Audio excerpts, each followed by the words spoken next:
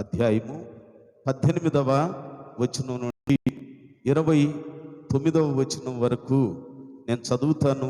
అందరూ మీ గ్రంథాలలో జాగ్రత్తగా చూడాలని మీకు తెలియజేస్తూ ఉన్నాను. పరిశుద్ధ గ్రంథంలో నుండి ప్రకటన గ్రంథం 2వ అధ్యాయము 18వ వచనం నుండి నేను చదువుతున్నాను. చదివేటప్పుడే మీకు స్పష్టంగా చదువుతూ ఉంటే అర్థమవుతుంది అనుకుంటున్నాను.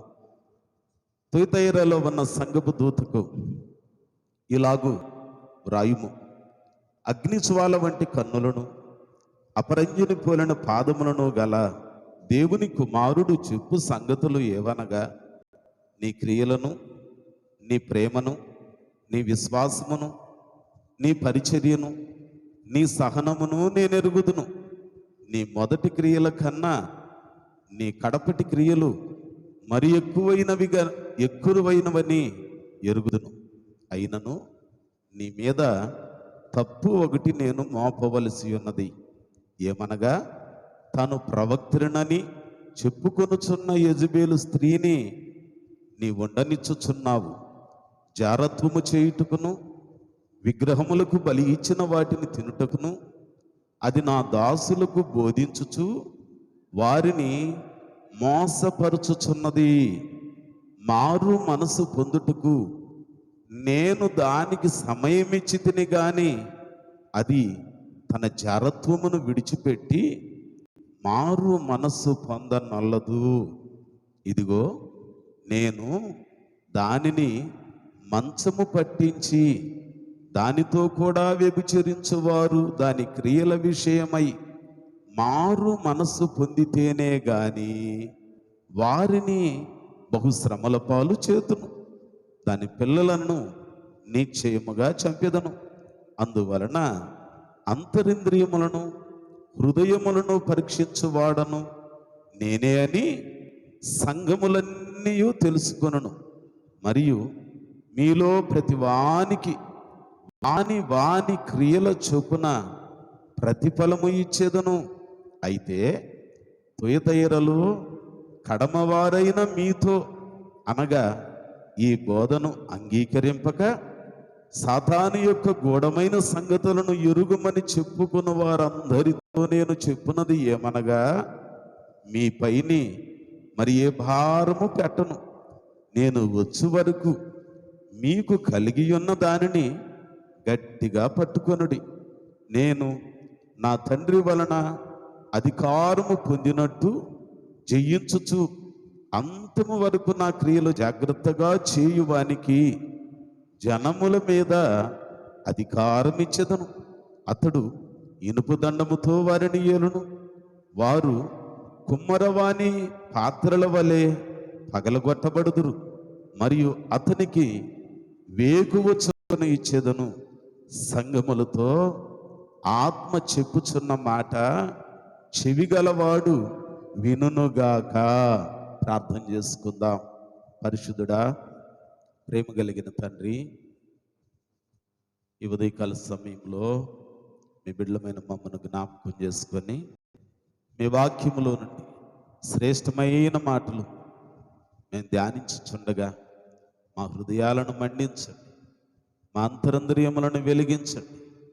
మీ మాటలలోని సత్యమును సారాంశమును గ్రహించే మనసు మాకు దయచేయండి. మాటలు వినబడుతుండగా మారు మనసు లేని వారికి మారు మనసు దయచేయండి. మారు మనసు పొంది గర్వంతో పడిన వారిని, వెనుకడుగు వేసిన వారిని మీరు లేవనెత్తండి, పురికొలపండి, ఉజ్జీవింపచేయండి. మీ కృపలో ఉన్న వారిని మీ కృపలో అంతకంతకు వృద్ధిట్లు సహాయం చేయండి. యేసు నామమున ప్రార్థన చేయించున్నాను తండ్రి, ఆమేన్. ప్రైజ్ ది లార్డ్, హల్లెలూయా. క్రీస్తునందు మిక్కిలి ప్రియమైన వారలారా, ఈ పగటికాల సమయంలో దేవుని వాక్యంలో నుండి కొద్ది మాటలు మనం జ్ఞాపకం చేసుకుందాం. పరిశుద్ధ గ్రంథంలో ఈ మాటలు ఎవరు చెప్తున్నారు, ఎవరితో చెప్తున్నారు, ఏ సందర్భంలో చెప్తున్నారు అనే విషయాలు మనం జ్ఞాపకం చేసుకుంటే, ప్రియుడైన యోహాను దేవుని ఆత్మచేత ప్రేరేపించబడి ప్రభు ఆ పరదైసులో ఉన్న పరిస్థితులన్నిటినీ ఈయనకి తెలియజేస్తూ ఉన్నాడు. ఆ ప్రియుడైన యోహాను యేసును గురించి ప్రకటించుచున్నందుకు, ప్రభువును గురించి తెలియచేస్తూ ఉన్నందుకు ఆయనను పట్టి పద్మాసు ద్వీపంలో ఆయనను పడవేశారు. ఆ పద్మాసు ద్వీపంలో పడవేయబడినప్పుడు ఒంటరిగా ఉన్న యోహాను భక్తుడు కుమిలిపోలేదు, కృంగిపోలేదు, నిస్సహాయునిగా ఉండలేదు. కానీ ఆయన సజీవుడైన దేవునికి ప్రార్థన చేస్తూ ఉన్నాడు. ప్రార్థన చేస్తూ ముందు కొన్ని దెబ్బలు కొట్టారు, గాయపరిచారు, నూనెలో వేశారు. మరలా ఆ కాలిన పరిస్థితులలో చావలేదని చెప్పి తీసుకొచ్చి ఆ ద్వీపంలో చుట్టూ నీరుంటాయి, మధ్యలో కొద్ది భూభాగం ఉంటుంది. ఆ ద్వీపంలో ఆయనను విడిచిపెట్టి వెళ్ళిపోయారు. అయితే ఆయన దిగులుతో, భయంతో వేరే ఏ పని చేయలేదట. కానీ ఆ చివరి క్షణాలలో నా యేసుతో నేను గడపాలి, ప్రార్థనలో ఉండాలి, ప్రభువును గురించి ఆలోచించాలి, ప్రభువును గురించి ధ్యానించాలి, ప్రభువు మీదనే నా ఆశ, నా శ్వాస, నా ధ్యాస ఉండాలి, ఆ ప్రభువును గురించి ఆలోచిస్తూ లోకాన్ని విడిచిపెట్టాలని ఒక తీవ్రమైన నిబంధన చేత ఆయన చేసిన పని ఏంటనంటే ప్రార్థనలో గడుపుచూ ఉన్నాడు. ప్రభు దినం ఆ దినాన ప్రార్థనలో మూసిన కన్ను తెరవకుండా అలాగనే ఏక మనసుతో ప్రార్థన చేస్తూ ఉండగా ఆత్మవశుడైపోయాడు. శరీరం చేత నడిపించబడే ఆయన, మనుష్య ఆలోచన చేత నడిపించబడే ఆయన పరిశుద్ధాత్మ వశమైపోయాడు, దేవుని వశమైపోయాడు. దేవుడికి ఆయనని ఎలాగున్న చూడాలో, ఎలాగున్న నడవాలో ఇక చూపిస్తూ ఉన్నాడు. భౌతికమైన మనోనేత్రాలు తెరవబడ్డాయి, భౌతికమైన నేత్రాలు మూయబడ్డాయి. ఇక పరలోక సంగతులన్నీ చూస్తున్నాడు, సజీవుడైన దేవునిని చూస్తున్నాడు, పరలోక రాజ్యాన్ని చూస్తున్నాడు. ధవళ సింహాసనాసీనుడు, తెల్లని సింహాసనం మీద తేజమయుడై ఉన్న, కోటి సూర్యకాంతులను మించిన ఆ వెలుగుమయమై ఉన్న యేసును చూస్తున్నాడు, తండ్రి అయిన దేవునిని చూస్తున్నాడు. ఇరుప్రక్కల ఉన్న 24 పెద్దలను చూస్తున్నాడు, సెరూపులను చూస్తున్నాడు, కెరూపులను చూస్తున్నాడు. ఆహా, పరలోక వైభవాన్ని అంతా ఆయన చూస్తూ ఉండగా ఆయన కొన్ని మాటలు వినపడుతున్నాయి.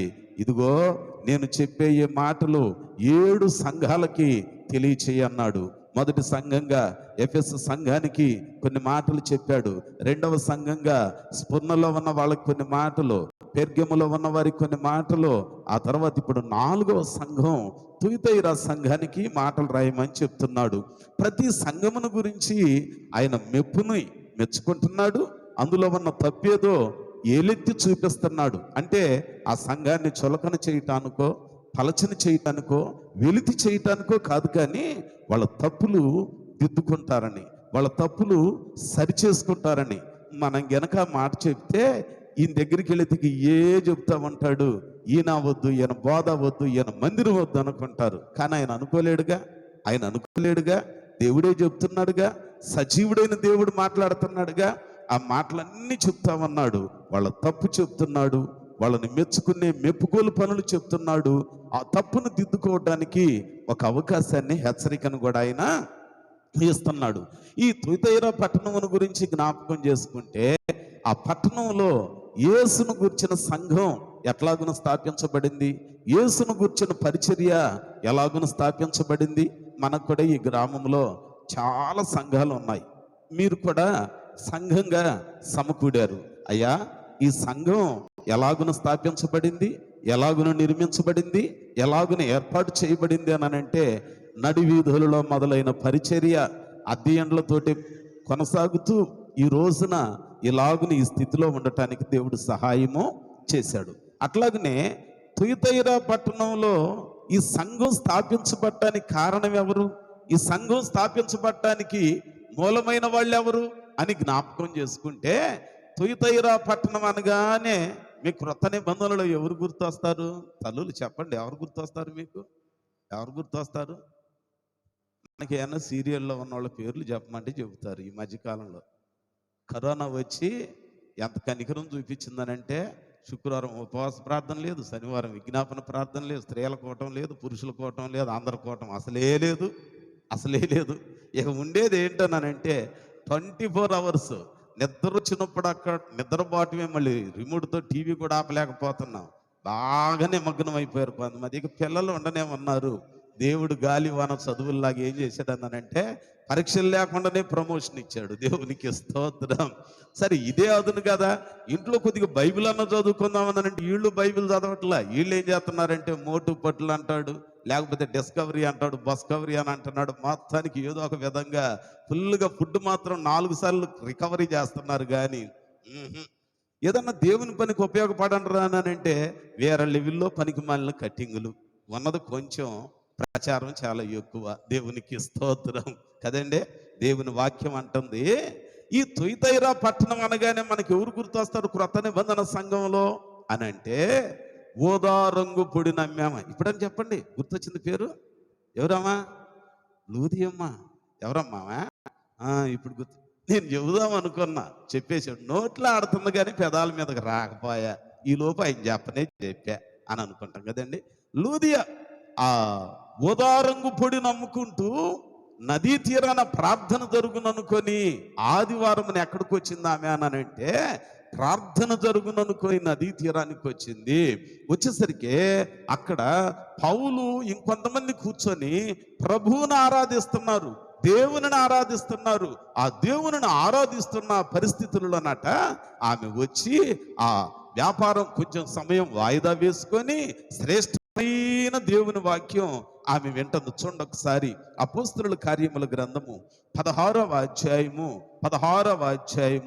14వ వచనం జ్ఞాపకం చేసుకుంటే, అప్పుడు లూదియా అను దైవ భక్తి గల ఒక స్త్రీ వినుచుండెను. ఆమె ఊదా రంగు పొడిని అమ్మే తుయతైరా పట్టణస్తురాలు. ఎవరామంట? ఎవరేమదే? తుయతైరా పట్టణము. ఆ వ్యాపారం ఏంటి? ఊదా రంగు పొడిని అమ్ముతుంది. అంటే ఆ పట్టణానికి ఉన్న ప్రత్యేకత ఏంటో తెలుసా? రత్నవర్ణపు ధూమ్రవర్ణపు వస్త్రాలని చేతితో నేయటం ప్రత్యేకత. మనం కూడా అంటాం చేనేత చీరలు అంట. ఏటితో నేసేయి? మిషన్ నేత చీరలు. చేతితో నేసే చీరలు చేనేత చీరలు. అట్లాగనే వీళ్ళు చేనేత పనిలో నిష్ఠాగరిష్ట కలిగిన వాళ్ళు. చేతితో కొన్ని నేచి ఆ వలన్స్ వాటిని అమ్ముతా ఉంటారు. వ్యాపారంలో అగ్రగామి కలిగిన వాళ్ళు. అంతేకాకుండా నేసిన వాటికి రంగు ఎక్కడన్నా దరిగిపోతే మళ్ళీ రంగు వేస్తారు. ఆ రంగు కూడా ఎక్కడ దొరికిద్ది అనంటే అది అక్కడే దొరికిద్ది. ఈ పట్టణానికి ఉన్న ప్రత్యేకత ఏంటనంటే చేతి పనిలో బహు ప్రసిద్ధగాంచిన వాళ్ళు, బట్టలు నేయటంలో ప్రసిద్ధగాంచిన వాళ్ళు, రంగులు అద్దటంలో వారికి వాళ్ళే సాటి. ఏటికి రంగులు అద్దటం? నేను చెప్పేది బట్టలకు రంగులు అద్దటం. మనం చాలా వాటికి రంగు పులిమేస్తా ఉంటాం. ఎంత బాగా పులుముతామో. దేవుడు కొంతమందికి ఆ వరం ఇచ్చాడు. మనం ఏం చేద్దాం? రంగులు అద్దటంలో, చేనేత వస్త్రాలను తయారు చేయటంలో వాళ్ళు అగ్రగామి, సుప్రసిద్ధత కలిగిన వాళ్ళు. అలాంటి ఆ తుయతైరా పట్టణంలో చరిత్రలో కొంతమంది చెప్పే మాట ఏంటనంటే అక్కడ యేసును గూర్చిన సంఘం స్థాపించబడటానికి ఎవరు మూలమనంటే ఆ నదీ తీరాన ఊదా రంగు పొడి నమ్ముకుని ఆమె వెళ్ళిపోయి పౌలు గారు దేవుని వాక్యం చెబుతుంటే విన్న ఆమె హృదయాన్ని ప్రభువు తెరిచాడు. మారు మనసు పొందింది, బాప్తిస్మం పొందింది. ఇప్పుడు ఆ బాప్తిస్మం ఇచ్చిన వాళ్ళని బలవంతం చేస్తూ అంటుందంట, అయ్యలారా, నేను నిజంగా దేవుని యందు విశ్వాసం ఉంచిన దానిని, భక్తి కలిగిన దానిని మీరు ఎంచితే దయచేసి మా ఇంటికి వచ్చి మా ఇంట్లో కూడా కూటం పెట్టి మా ఇంట్లో కూడా స్వార్థను చెప్పండి అని చెప్పి ప్రాధేయపడిందంట. మనం మొదట్లో ప్రాధేయపడ్డాం ఎట్ట, ఇప్పుడు ప్రార్థన పెట్టకపోతే బాగుండని ప్రాధేయపడుతున్నాం. వానొత్తే బాగుండు, ముసురెడితే బాగుండు ఎట్ట అనుకుంటున్నాం మనం. ఆ తుయతైరా పట్టణం అంతగా వర్ధిల్లటానికి, ఆ పట్టణంలో సంఘం స్థాపించబడటానికి ఈ లూదియమ్మ దేవుని సేవకులను అక్కడికి తీసుకెళ్ళి ఇంట్లోకి వాక్యం చెప్పించి, ఇంట్లోకి బాప్తిసం ఇప్పించి, చివరికి ఆ ఇంట్లో చిన్న సంఘం ఏర్పడింది. ఆ సంఘం అంచెలంచెలుగా ఆశీర్వదించబడింది, అభివృద్ధి పరచబడింది. దినాలు గడిచిపోతున్నాయి, నెలలు వదిలిపోతున్నాయి, సంవత్సరాల లాగున సాగిపోతా ఉన్నాయి. సంఘం అభివృద్ధి చెందింది, విస్తరించింది. 7 పట్టణాలలో ఉన్న ఆ సంఘాలలో తుయతైరా పట్టణంలో ఉన్న ఈ సంఘం ఒక ప్రత్యేకత గాంచింది. ఇప్పుడు ఆ సంఘమును గురించి ప్రభువు మాట్లాడుతూ అంటున్నాడు, సంఘమా మొదటిగా మెచ్చుకుంటున్నాడు. ఏం మెచ్చుకుంటున్నాడు? అమ్మా, నీ క్రియలు నేను ఎరుగుదును, నీ యొక్క పరిచర్యను నేను ఎరుగుదును అని మొత్తం చెప్పి అని అంటాడు. 18వ వచనంలో ఏమని మెచ్చుకుంటున్నాడు అంటే చూడండి, 2వ అధ్యాయం 18వ వచనం, నీ క్రియలను రెండవది నీ ప్రేమను, మూడవది నీ విశ్వాసమును, నాలుగవది నీ పరిచర్యను, ఐదవది నీ సహనమును నేను ఎరుగుదును. ఈ సంఘానికి ఉన్న సుగుణాలు ఏంటంటే అండి 5. ఈ 5 గురించి దేవుడు అంటున్నాడు, సంగమా నీకున్న ఈ 5 అగ్రగామి స్థానాన్ని నేను ఎరుగుదును. నీకు నువ్వే సాటి. చాలా ప్రేమ కలిగిన దానివి, చాలా సహనం కలిగిన దానివి, విశ్వాసం కలిగిన దానివి. అమ్మో, వీటన్నిటిలో కూడా గొప్పది ఏంటంటే సహనం అంట. ఏంటది? సహనం. ఆ సంఘానికి ఎంత బాగుందో, సహనం కలిగిన దానివి అని చెప్పి మరలా దేవుడు మెచ్చుకుంటుంటున్నాడు. మొదట నీ క్రియల కన్నా ఈ చివరి రోజుల్లో నీకున్న క్రియలు ఉన్నవే అవి చాలా గొప్పగా కనపడుతున్నాయి. మొదట్లో ఉన్న ప్రేమ కన్నా, మొదట్లో ఉన్న పరిచర్య కన్నా, మొదట్లో ఉన్న విశ్వాసం కన్నా, మొదట్లో ఉన్న ఆ క్రియల కన్నా, మొదటున్న సహనం కన్నా ఈ మధ్య నీకు మరి ఎక్కువైపోయిందంట అని చెబుతున్నాడు. నీకున్నది మొదటి దానికన్నా మరి ఎక్కువగా కనబడుతుంది, బాగానే ఉంది అన్నాడు. మెచ్చుకున్నాడుగా. ఇప్పుడు మనల్ని కూడా దేవుడు మెచ్చుకోవటానికి ఒక్కసారి మాట వింటానే, ఒక్కసారి కన్నులు మూసుకోమన్నాను కదా అని చెప్పి ఇక గోడకో స్తంభానికో పక్కన ఉన్న వాళ్ళకి ఆనుకొని గొరకెట్టి నిద్రపోవద్దు. ఒక గంట హింసిస్తాడు రా బాబు, ఏం చేస్తాంలే, చేతికి దొరికాము, రాకపోతే ఒక బోధ వచ్చేనేమో 2 బోధలు అన్నట్టు అనుకోకుండా ఒక్కసారి గుండె మీద చేసుకొని ఆలోచించుకుందాం. మొదట్లో నా భక్తి జీవితం ఎట్లాగున్నది, మొదట్లో దేవుని పట్ల నా క్రియలు ఎట్లాగునున్నాయి, దేవుని మందిరం పట్ల నా ఆసక్తి ఎట్లాగునున్నది, దేవుని సేవ పట్ల నా పరిచర్య సుగుణాలు ఎట్లాగునున్నాయి, దేవుని పట్ల నాకున్న విశ్వాసం, ప్రార్థన చేద్దాం దేవుడు ఇస్తాడు అనే ఆ పట్టుదల, ఆ ఆసక్తి, ఆ తీక్షణమైన ప్రారంభపులో ఉన్న మంట ఇప్పుడు నాకున్నదా లేదా అని చెప్పి పరిశీలన చేసుకోవాలి. మీరు నాకు చెప్పని అవసరం లేదు, కానీ పరిశీలన చేసుకొని ఒకవేళ ఏదన్నా లోపించినట్లుంటే చివరిలో ప్రార్థన చేయాలి. ప్రభువా, నాకు మొదట్లో ఉన్న దానికంటే అత్యధికమైన ఆసక్తి నాకు దయచేయి ప్రభు అని ప్రభువుని వేడుకునే వారిగా మనము ఉండాలి. ఈ పగటికాల సమయంలో లూదియమ్మ ద్వారా ప్రాంతంలో స్థాపించబడిన సంఘం అంచెలంచెలుగా ఆశీర్వదించబడింది, అభివృద్ధి చెందింది, వర్ధిల్లింది, పరిచర్యలో నిష్ఠాగరిష్ట కలిగిన వాళ్ళు అయ్యారు. వాళ్ళ క్రియలు దేవునికి ఇష్టమైనవి, వారి ప్రేమ కొలత లేకుండా జనులకు పంచారు, విశ్వాసం కలిగిన వారిగా ఉన్నారు. దేవుడు అంటున్నాడు, ఇన్ని సుగుణాలు కలిగి మొదట ఉన్నదానికంటే మరి అధికంగా ఈ దినాలలో నువ్వు నాకు కనబడుతున్నావే సంగమా అని చెప్పి మళ్ళీ అంటున్నాడు. అయినను ఏంటదండి, అప్పుడప్పుడు మనం అంటాం, భాస్కర్ అండి చాలా బాగండి, చాలా మంచోడండి, చాలా ప్రేమ కలిగినోడండి అన్నీ చెబుతాం. చెప్పి కానీ పట్టుకుంటే గంటన్నర వదలడండి. అదేనండి బాధ. కానీ but is a bit of poison అని అంటాడు. కానీ అప్పుడప్పుడు చెబుతూ ఉంటాం, ఫలానా వాళ్ళు అబ్బా ఎంత మంచోళ్ళండి, ఎంత గొప్పోళ్ళండి అని. కానీ అని అన్నామని అంటే ఏదో ఒక గూనె ఉన్నట్టే అక్కడ కదండి. ఆ గూనె పెద్ద హాని అయిపోద్ది. ఇక్కడ కూడా ఆయన అంటున్నాడట, నీ క్రియలు నేను ఎరుగుదును, నీ సహనం నేను ఎరుగుదును, నీ పరిచర్యను నేను ఎరుగుదును, అన్నీ ఎరుగుదును, కానీ అయినను నీ మీద తప్పు ఒకటి మోపవలసి ఉన్నది. మొదటిది మనం ఏం చేయాలి, మన క్రియలు ఎట్లాగునుంటున్నాయో పరిశీలన చేసుకోవాలి. నేను ఆ పట్టణం గురించి చెబుతుంటే ఏమంట గడ్డెత్తిందో క్రైస్తవ సంఘం అనే గడ్డ లూదియమ్మ. ఎలాగును తయారైపోయిందా సంఘం, ఇట్టాగయ్యారా, గడ్డెత్తినాం ఇట్టుందా అని ఆమెను తిట్టడానికి, అక్కడ ఉన్న సంఘాన్ని తిట్టుకోవటానికి కాదు చెప్పేది. మన బ్రతుకు ఎట్లాగునుంది, మన స్థితి ఎట్లాగునుంది, మన గతి ఎట్లాగునున్నది, ప్రస్తుతం మనం ఎట్లాగును జీవిస్తున్నాము పరిశీలన చేసుకోవాలి. వాళ్ళల్లో దేవుడు మెచ్చుకునేవి మనలో కూడా రూపాంతరం చెంది వాటిలో అభివృద్ధి చెందేటట్టు వేడుకోవాలి. వాళ్ళల్లో దేవుడు ఏమైనా లోపాలు చూపిస్తే ఆ లోపాలు మనలో లేకుండా సరి చేసుకోవాలి. ఇప్పుడు ఆయన అంటున్నాడు, నీ మీద తప్పు ఒకటి నేను మోపవలసి ఉన్నది. ఏంటా తప్పు? 2వ అధ్యాయం 20-21 వచనాలలో మీరు చదువుకుంటే ఈ 2 వచనాలలో ఆయన చెప్పే తప్పులు 7 చెబుతాడు. ఆ సంఘానికి ఉన్నాయి. ఆ 7 నేను చెప్పాలనంటే 7 పదులు 70 నిమిషాలు అయింది, 7 5 35 నిమిషాలు అయింది. అందుకని నేను అట్లా లెక్కేసాడు చెప్పను, కానీ టపా 4 మాటలు మీకు జ్ఞాపకం చేస్తా.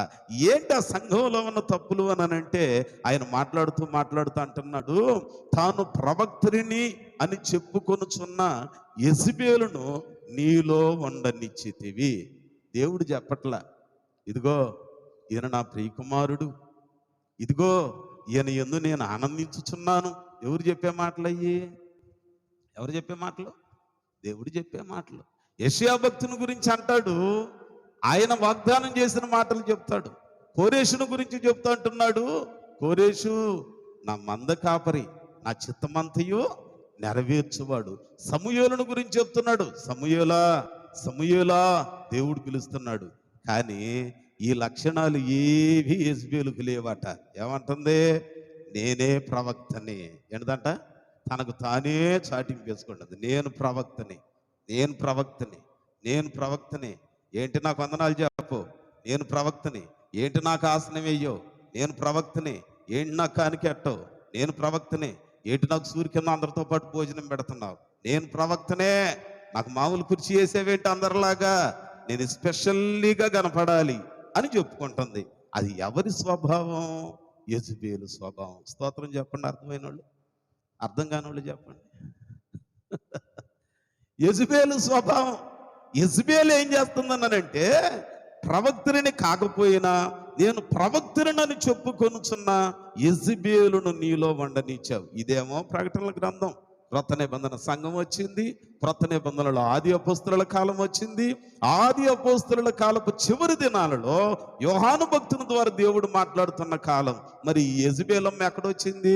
అసలు ఏం పుట్టుపూర్వోత్తరాలేంటి, ఏం కథ, ఏం కమాని, ఏం చరిత్ర, ఏం విషయం ఏంటి అనగానే యెజబెలు గురించి తెలియని వాళ్ళు ఎవరుంటారు?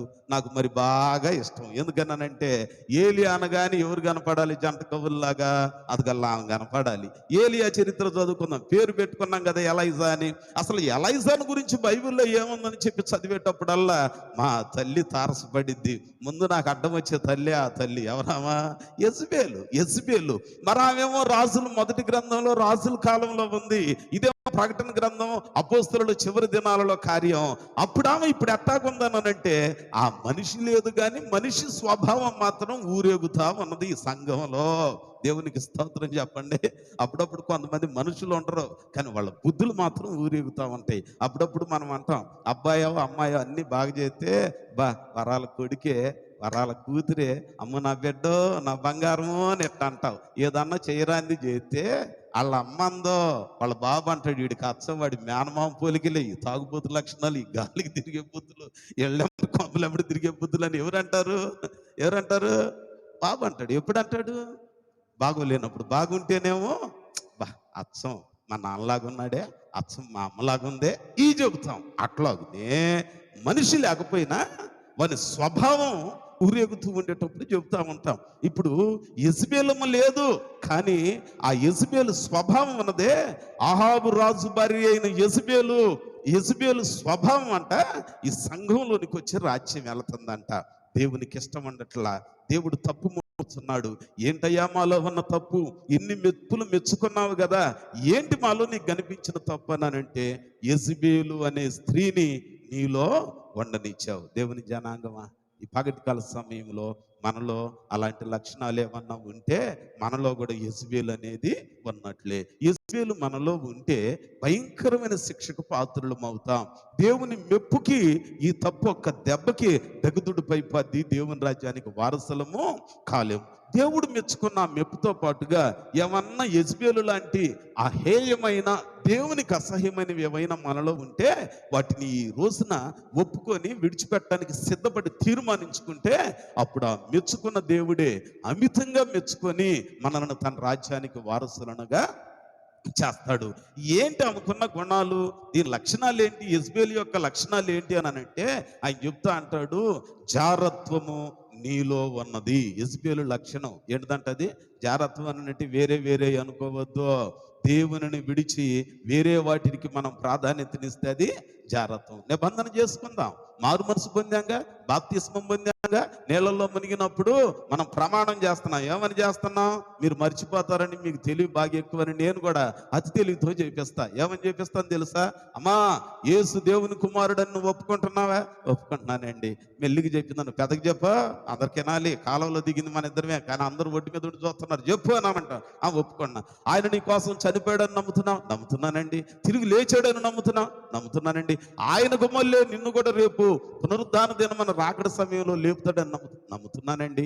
అయితే నీ పాపముల కొరకు ప్రాణం పెట్టారని నమ్మిన నీవు ఇక మీదట నీ బ్రతుకు నీకు నచ్చినట్లు కాకుండా ఆయన నీ జీవితానికి ప్రభువు, పాలించేవాడు, ఏలేవాడు, రాజు అని నువ్వు అంగీకరించి ఈ బాప్తిసానికి సిద్ధపడుతున్నావనంటే ఇక నేను ఆయన పాలన ప్రకారమే, ఆయన కట్టడ ప్రకారమే, ఆయన శాసనం ప్రకారమే, ఆయన విధి విధానాల ప్రకారమే దానికి నేను అంగీకరిస్తున్నానయ్యా అని చెప్పినప్పుడు పాపక్షమాపణ నిమిత్తం నీళ్ళల్లో బాప్తిసం ఇచ్చి లేపి ఒడ్డుకు పంపిస్తాం కదండి.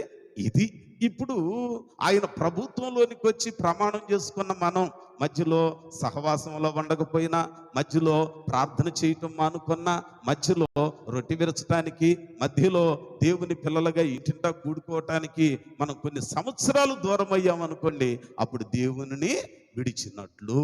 అందుకని ఆయన అంటున్నాడు, జారత్వము ఈ సంఘములో ఉన్నది. ఏంటది అనంటే, సజీవుడైన దేవునిని నాతో చేసుకున్న నిబంధనను వాళ్ళు మీరిపోయారు. అందుకనే కొరింథీ సంఘానికి ఉత్తరం రాస్తూ మొదటి ఉత్తరం 5వ అధ్యాయంలో ఓ మాట అంటాడు. కొరింథీలకు రాస్తున్న ఆ పత్రిక పౌలు భక్తుడు కొరింథీ సంఘానికి ఉత్తరం రాస్తూ మొదటి ఉత్తరము 5వ అధ్యాయము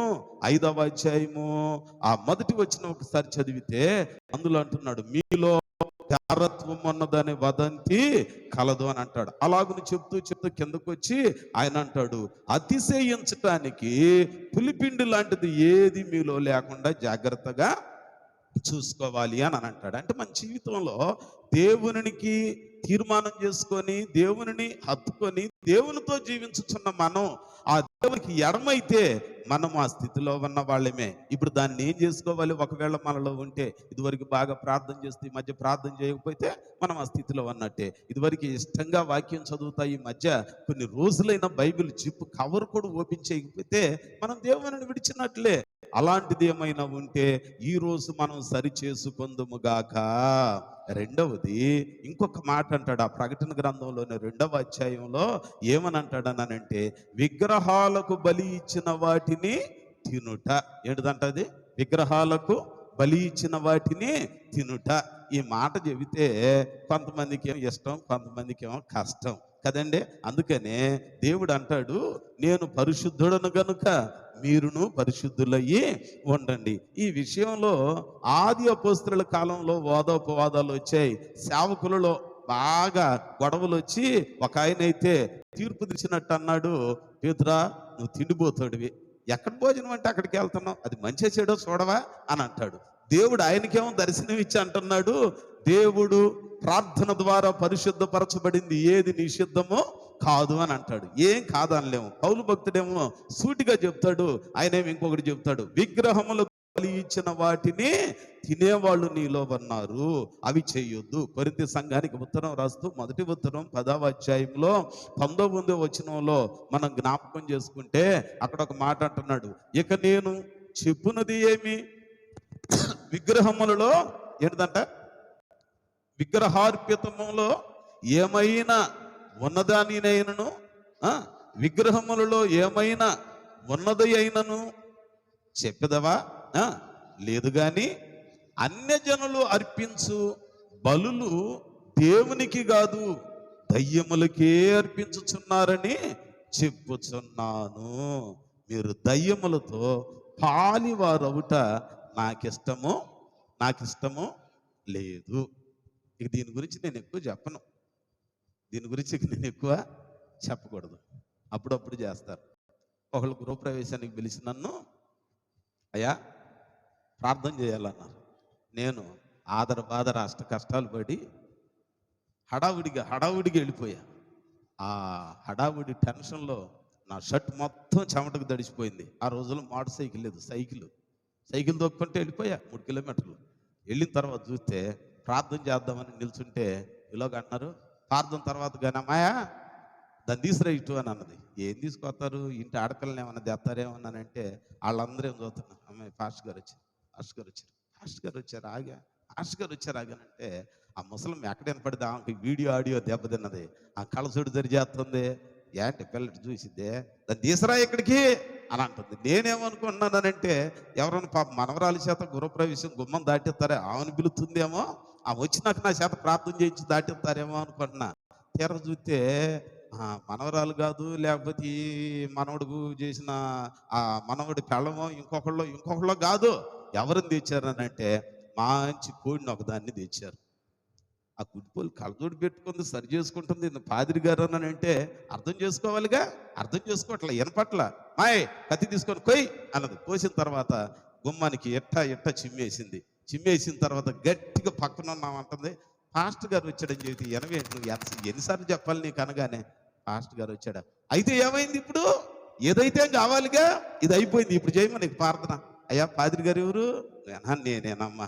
కళ్ళజోడు సరి చేసి చూసి, సరే ప్రార్థన అంటే చేయి నువ్వు 2 మాటలు అన్నది. 2 మాటలు ఇంకెక్కువ చేయకూడదు అన్న. 2 మాటలు ప్రార్థన చేసినాక అప్పుడు మెల్లిగా దాటండి అన్నది. నేనేం పాడాలేక, ఇశ్రాయేలు సైన్యములకు ముందు నడిచిన దైవం అనాలి, కోడి రక్తం అనాలి. ఏం వాడాలి నేను చెప్పండి. ఏమంటే కొన్నిసార్లు మన జీవితాలలో ఇలాంటి అనుభవాలు వస్తాయి. విగ్రహాలకు బలి ఇచ్చిన వాటిని తినటం, విగ్రహాలకు ప్రాధాన్యతనివ్వటం, సజీవుడైన దేవుని పేరు చెప్పుకొని దేవునిని ప్రక్కన పెట్టి ఇంకొక దానిని మనం అవలంబించడం. నేను చెప్పేది మారు మనసు లేని వాళ్ళ గురించి కాదు. నేను చెప్పేది బాప్తిస్మం తీసుకునే వాళ్ళ గురించి కాదు. బాప్తిస్మం తీసుకొని దేవుని పిల్లలు అనుకుంటున్నారే, లూదియాలాగా హృదయాలు తెరవబడ్డాయని బాబుజీ నగర్ కాలువలో, చెరువుల్లో, బందర్ బీచ్లో మునిగి లేచామే, అలాంటి వాళ్ళ కోసం చెబుతున్నా. మనం ఏం చేయాలనంటే ఇలాంటి వాటికి ప్రాధాన్యతనివ్వకూడదు. దేనికి ప్రాధాన్యతనివ్వాలి? ప్రార్థనకు ప్రాధాన్యత ఇవ్వాలి. దేనికి ప్రాధాన్యతనివ్వాలి? మామిడి తోరణాలకు కాదు. దేనికి ప్రాధాన్యతనివ్వాలి? యేసయ్యకు ప్రాధాన్యతనివ్వాలి. యేసు రక్తానికి ప్రాధాన్యతనివ్వాలి. శిలువ శక్తికి ప్రాధాన్యతనివ్వాలి. ప్రాణం బలిగా అర్పించిన యేసు ప్రేమకు ప్రాధాన్యతనివ్వాలి. కానీ మిగిలిన వాటికి గానే కాదు. ఇప్పుడు కొంతమందికి పట్టుకుంది అనుమానం. ఇక రేపు గుమ్మాలు ఎత్తేటప్పుడు కానీ ఎప్పుడన్నా కానీ ఈ పాదిరి గారిని పిలిస్తే ఇట్ట చెబుతాడేమోనమ్మా, ఇక పిలవకూడదు అనుకుంటాను. మీ ఇష్టం అమ్మా, పిలుస్తారో పిలవరో నాకు ఎందుకు వచ్చిన గోల. కానీ ఈ తొయ్యతైరా సంఘం వచ్చి లేనిపోయిన తెప్పలు తెచ్చిపెట్టింది ఇప్పుడు. కానీ అన్నది మాత్రం ఇది, విగ్రహములకు బలి ఇచ్చిన వాటిని వాళ్ళు తింటున్నారు. మనం ఏం చేయాలంటే తినకూడదు. మనం ఏం చేయాలి? తినకూడదు. రెండవది, మొదటిది జారత్వం, యెజబెలు లక్షణం. ఆ తర్వాత జారత్వం యెజబెలు లక్షణం అని ఎందుకంటున్నా? యెజబెలు యొక్క భర్త ఎవరు చెప్పండి? ఎవరు? యెజబెలు భర్త అండి. బాబోయ్, యెజబెలు భర్త పేరు కూడా చెప్పరా మీరు? నాగలక్ష్మి చెప్పు, నిన్ను ఎవరు అడిగారంటగా. వాళ్ళు బైబిల్లో పెద్ద ఏంటది, అది నేను చెప్పకూడదులే మాట, వద్దులే. మరి 3 రోజులు విన్నావుగా, ఆయన సారాంశం రంగరించి పోసింది. దేవుని పిల్లలు మీకు లేఖనాలలో మంచి ప్రావీణ్యత ఉందని నాకు తెలుసు. వీళ్ళు అన్నారని మీరు బాధపడమాకండి. దేవుని వాక్యం మీకు బాగా తెలుసు. మనం ఏమని ఉన్నామో అది కేవలం దేవుని కృప వలనే అయి ఉన్నాం. ఈ యెజబెలు ఎవరు అనంటే రాజైన అహాబు భార్య. ఎవరండి? అహాబు భార్య. అహాబు రాజు. ఎవరికి రాజునా? ఎవరికి రాజు? ఇక ఇవన్నీ చదివించాలనంటే మనకు సాయంత్రం కూటం కూడా ఇక్కడే అయిపోద్ది, 3 ఆరాధన కూడా ఇక్కడే అయింది. 2 ఆరాధనకి పాదిని మనం పంపించాల్సి వచ్చింది. ఎన్టీఆర్ కాలనీ. ఇశ్రాయేలీయులకి అహాబు రాజు. ఇశ్రాయేలీయులు ఎవరు? దేవుని పిల్లలు. నిర్గమ కాలములో వాళ్ళని విడిపించాడు, నడిపించాడు, ప్రవక్తలను ఇచ్చాడు, న్యాయాధిపతులను ఇచ్చాడు. ఆ తర్వాత మాకు రాజు కావాలంటే రాజులను ఇచ్చాడు. ఇప్పుడు ఈ రాజుల కాలం వచ్చింది. ఈ రాజుల కాలంలో దేవుని ప్రజలయ్యున్న ఇశ్రాయేలీయుల మీద అహాబును దేవుడు రాజుగా చేశాడు. ఆ రాజు భార్య రాణి యెజబెలు. ఇప్పుడు ఏమేం చేస్తుందనంటే సజీవుడైన దేవుని గణపరచడం మాని బయలును గణపరుస్తుంది. సజీవుడైన యెహోవా సేవకులను ఆదరించడం మాని ఎవరిని ఆదరిస్తుంది అనంటే బయలు ప్రవక్తలని ఆదరిస్తుంది. దేవుని సేవకులనే బాధ పెడుతుంది, దయ్యం సేవకులనే బలపరుస్తుంది. ఎవరికి? ప్రజలకి రాణి అయి ఉన్నది దేవుని ప్రజలకి. ఈ భాగ్యం ఇచ్చింది ఎవరు? దేవుడు. అంటే ఇప్పుడు ఇశ్రాయేలు దేవుణ్ణి విడిచిపెట్టి మేలు చేసిన దేవుని, ఉపకారం చేసిన దేవుని, ప్రయోజనాన్ని చేకూర్చిన దేవుని, అన్ని విధాల అన్నింటిలో అత్యధికంగా అన్ని పంచి ఇచ్చిన దేవుని విడిచిపెట్టి ఏం చేస్తుందామా? బయలుకు సంబంధించిన ఆ దేవుని విడిచిపెట్టి వెళ్ళి దేవుని దృష్టిలో ఆమె జారత్వము చేయబడినదని ముద్ర వేయబడింది. పాపం ఆమె ఎవరితో ఏమీ చేయలే. కానీ ఆమె స్వభావం ఏంటనంటే మేలు చేసిన దేవుని విడిచిపెట్టి ఆ నింద మోసింది. రెండవది, విగ్రహాలకు బలి ఇచ్చిన వాటిని, బయలుకు బలి ఇచ్చిన వాటిని తినే పరిస్థితులు యెజబెలు అలవాటు చేసింది. ఇప్పుడు తుయతైర సంఘంలో కూడా అలాంటి లక్షణాలు ఉన్నవి. కాబట్టి వాటిని సరి చేసుకోనండి. మూడవది యెజబెలుకున్న ఇంకొక లక్షణం ఏంటో తెలుసా? ఆ ప్రకటన గ్రంథం 2వ అధ్యాయం 20వ వచనంలో చూస్తే మోసం చేయటం. ఏంటిదంటది? ఏంటది? మోసం. మోసం మోసం అంట, మోసం చేయటం. అందుకని మనం పాడుతూ అంటాం, సొలొమోను కంటే శ్రేష్ఠుడు, అన్ని మోసముల నుండి మనల్ని విడిపిస్తాడు. పాడతానే ఉంటాం, కానీ జరిగేది జరుగుతానే ఉంటది. మోసం చేయుట, యెజబెలు లక్షణం మోసం చేయటం అని అంటే ఎట్లాగునా? ఓసారట వాళ్ళ ఆయన ఇంటికి వచ్చిందంట. అందరేమో ఇళ్లలో వాళ్ళ ఆవిడోళ్ళు కూర్చుంటారు, ఏం తిరిగి రావాలి బయట, ఏమాత్రం చక్కగా తిరిగి వస్తుందంట, ఊరేగి వస్తుంది. ఏమన్నంటే ఊరుకుంటదే, పొరపాటు నోరు సంపాదించిందిగా, ఊరుకోదు. యెజబెలు మొత్తానికి వెళ్ళి వచ్చిందంట.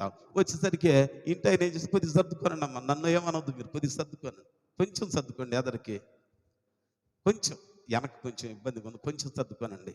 యేసులాగా ఉండాలని, యేసుతోనే నడవాలని, యేసులాగా ఉండాలని, యేసుతోనే నడవాలని, నిలవాలని, గెలవాలని, నిలవాలని, గెలవాలని, యేసునందే ఆనందించాలని, యేసునందే ఆనందించాలని, ఇదే నా కోరిక, నవజీవన రాగమాలిక, ఇదే నా కోరిక, నవజీవన రాగమాలిక, నవజీవన రాగమాలిక. హల్లెలూయా. సరట యెజబెలు బయట నుంచి వచ్చేసరికి వాళ్ళ ఆయన ఇంట్లో, వాళ్ళ ఆవిడ కదండి, ఇంట్లో వాళ్ళ ఆయన ఉన్నాడు. ఎవరైనా? రాజు అహబు గారి ఇంట్లో కూర్చున్నాడంట. కూర్చున్నాడు చక్కగా ఆ తివాచీలోనో, సోఫా సెట్లోనో, రాజాసనం మీదనో, లేకపోతే మంత్రి మండలి సమావేశం అయ్యే ఆ హాల్లోనో, కమిటీ హాల్లోనో, ఎక్కడో కూర్చోలే ఆయన. కూర్చున్నాడు, మొత్తానికి ఒక్కడిగా కూర్చున్నాడంట. కూర్చున్నాడు, ఎట్ట కూర్చున్నాడు అన్నానంటే, తలనొప్పి తిట్టు కొట్టుకొని కూర్చుంటాం. అప్పుడప్పుడు గుమ్మంలోకి రాగానే జెండు బాంబు వాసన కొట్టింది కొంతమంది కొన్ని ఇళ్లలో కదండి. ఇంకొంతమందికి ఏం చేస్తారనంటే, ఇంట్లోకి రాగానే నాదం వినపడతా ఉంటుంది అని అంటారు కొంతమంది కదండి. రకరకాల నాదాలు వినపడతాయి. ఇప్పుడు ఈయన కూడా యెజబెలమ్మ ఇంట్లోకి రాగానే ఆయన ఎక్కడ కూర్చున్నాడు అని అంటే, మూలన కూర్చున్నాడు. కూర్చున్నాడు, ఎట్ట కూర్చున్నాడు? మూతి ముడుచుకొని కూర్చున్నాడు అంట. అంత రివర్స్ ఏంటి ఇక్కడ? ఆం కాదు, ఈయన మూతి ముడుచుకొని కూర్చున్నాడంట. ఏం అడుగుతుంది గట్టిగా, ఏంటో పాపం ఏమే గట్టిందో అన్నట్టుగా, ఆయన గట్టలేదేమో ఇంకే అడుగుతుందంట. ఏంటే మూతి ముడుచుకొని కూర్చున్నావు ఏంటి అన్నదంట. అన్నప్పుడు ఏమ్మాయి ఎటు మాట్లాడుతున్నావు, విలువ లేకుండా మాట్లాడుతున్నావు ఏంటి అని అన్నాడా? లేదు, అలవాటు పడిపోయాడు అన్నాడంట. ఏం లేదులే, నాకు బాధ కలిగింది అన్నాడంట. ఓయ్ ఏం బాధ కలిగింది నీకు, ఏంటి సంగతి ఏంటన్నాడు? నేను నాబూత్ అనేవాడి ద్రాక్ష తోట ఉందే, ముందు పేరు చెప్పలా, అక్కడ ద్రాక్ష తోట ఒకటి చూశానమ్మాయి, ఆ ద్రాక్ష తోట నాకు కావాలి, అమ్మురా అని అడిగా. అయ్ మా నాన్నోళ్ళు ఇచ్చింది, నేను అమ్మను, ఇది మా పితరుల స్వాస్యం, నేను అమ్మనన్నాడయ్యా అని అన్నదంట. అవునా, అందుకు మూతి ముడిచావా, ఇంకోటి కొనుక్కుందాం? లేదు, నాకు ఆ ద్రాక్ష తోటే కావాలి అమ్మాయి అని అన్నాడంట. అనగానే ఈ మాత్రం దానికి కొనుక్కుందాంలేనంటే, ఆడ అమ్మనంటున్నాడు అన్నాడు. అమ్మడా, నువ్వు రాజువి, పేరుకు నువ్వు రాజువి, పెత్తనమంత నాదే, నేనే రాణినిగా, ఎట్ట అమ్మడ జోత్త అని చెప్పి ఏం చేసిందో తెలుసా? బలవంతంగా నాబూతు ద్రాక్ష తోటని ఏం చేసిందంటండి, లాగేసుకో. అంటే ఏంటది? ఏం గుణం? ఆ గుణం మోసం చేయుట. దేవునికి స్తోత్రం చెప్పండి, ఇంకోసారి చెప్పండి. బలహీనుల మీద బలాత్కారం చేయటం అనేది మోసం. ఒకవేళ ఎవరైనా అలవిగాని స్థితిలో అణిగిమణిగి ఉన్న వారి మీద పెత్తనం చెలాయించడం అనేది కూడా ఆ కోవకు చెందింది. ఈరోజు దేవుడు మనల్ని ఎప్పటికిప్పుడు పిలిచి ప్రాణం పోతే, ఊపిరి ఆగిపోతే, పరలోక రాజ్యంలో మనకు చోటు రావాలని అంటే ఈ నేచర్ ఆఫ్ యెజబెలు యొక్క స్వభావం మనలో ఉండకుండా చూసుకోవాలి. ఏం చేయకూడదటండి? మోసము చేయకూడదు. మొదటిది జారత్వము, రెండవది విగ్రహాలకు బలి ఇచ్చింది తినటం, మూడవది యెజబెలు స్వభావం ఏంటనంటే మోసము, బలాత్కారం. మనం ఏమన్నా చేస్తున్నామా? దయచేసి అలాగున మనము ఉండొద్దు, మనం అలాగున ఉండొద్దు. ఆ మోసంలో కూడా ఆమెకున్నది ఏంటనంటే ఒక భయంకరమైన అహం ఉన్నది, గర్వం ఉన్నది. అందుకనే గర్వము, అహంకారము దేవుని చిత్తమును నెరవేర్చు. దేవుని వాక్యంలో యేసయ్య అంటాడు, తనను తాను తగ్గించుకున్నవాడు హెచ్చింపబడును, తనను తాను హెచ్చించుకున్నవాడు తగ్గించబడును. నెబుకద్నెజరు గర్వించాడు, చివరికి ఏమయ్యాడంట? 7 కాలాలు, 7 ఎండాకాలాలు, 7 వానాకాలాలు, 7 చలికాలాలు ఏం మేశాడు? గడ్డిని మేశాడు. తగ్గించుకున్నాడు. దానియేలు, షడ్రకు, మెషకు, అబెద్నెగోలు, అట్లాగనే రాజులలో ఇంకొక ఆయన ఉన్నాడు మనష్షే. ముందు గర్వించాడు కానీ తర్వాత తగ్గించుకున్నాడు. దేవుడు వాళ్ళని అత్యున్నతమైన దీవెనలతో దీవించాడు. కాబట్టి దేవుని సన్నిధిలో మనమంట గర్వం అనేది ప్రదర్శించకూడదు. ఒకసారట ఒక విమానంలో ప్రయాణికులు ప్రయాణం చేస్తా ఉన్నారు. సీట్లు బుక్ చేసుకుంటాం కదా, రిజర్వ్డ్ అనమాట. ఏది మనం ఆర్టీసీ బస్సు, ఎర్ర బస్సు, పచ్చ బస్సు అనుకుంటే, ఇప్పుడు గ్రామీణో పట్టణీనో ఏదో వచ్చింది, మొత్తానికి అది ఎక్కితే బస్సులో టికెట్లు కొట్టడం కాదు, ముందే రిజర్వ్ చేసుకోవాలి. సరే, టికెట్స్ రిజర్వ్ అయిపోయిన తర్వాత ఇద్దరు ఆడోళ్ళు ఒక ఆయన ఉన్నాడు, ఇంకొక ఆమె ఉన్నది. మొత్తానికి ఇద్దరికి పక్క సీట్లు వచ్చినాయి. అటు 2 సీట్లు, ఇటు 2 సీట్లు. పెద్ద విమానం, దానిలో బిజినెస్ క్లాస్ అని అంటే హై రేంజ్లో ఉండే క్లాస్ అనమాట. అది చాలా బాగుంటుంది. ఆ పరిస్థితుల్లో ఇక ఇద్దరు టికెట్లు బుక్ చేసుకున్నారు. సామాన్యమైన మామూలు పరిస్థితులలో టికెట్స్ బుక్ చేసుకున్నారు ఇద్దరు. ఆ ఇద్దరులో ఒక వ్యక్తి ఏమో నల్ల జాతికి సంబంధించిన పురుషుడు, ఇంకొక ఆమెమో తెల్ల జాతికి సంబంధించిన మంచి ధనికురాలు. ఈ తెల్ల జాతి వాళ్ళకి నల్ల జాతి వాళ్ళు అన్నానంటే, ఆ తెల్ల జాతిగా ఉన్న వాళ్ళకి నీగ్రో వాళ్ళు అన్నానంటే, ఆ ఖండంలో ఉన్న వాళ్ళు అనంటే, ఆఫ్రికా ఖండంలో ఉన్న వాళ్ళు అన్నానంటే బానిసలుగా, చులకనగా చూస్తూ ఉంటారు. అది బాగా పరిపాటి అయిపోయింది. మొత్తానికి ఫ్లైట్ ఎక్కారు. ఫ్లైట్ ఎక్కిన తర్వాత సీట్ ఎక్కడం చూసుకుంటే ముందుగానే ఈ నల్ల జాతికి సంబంధించిన మగ మనిషి వచ్చి ఆ సీట్లో కూర్చున్నాడు. ఎయిర్ హోస్టెస్ వచ్చింది, ఆమెను చూసి, అమ్మ మీ టికెట్ అనగానే చూసింది, చాట్లో చూసుకొని మీ సీట్ అదిగో అక్కడమ్మ అనగానే ఒక్కసారి సీటు చూపించింది. వాళ్ళంత దూరం నుండి, మీరు అక్కడ కూర్చోండి మేడం అని అన్నదట.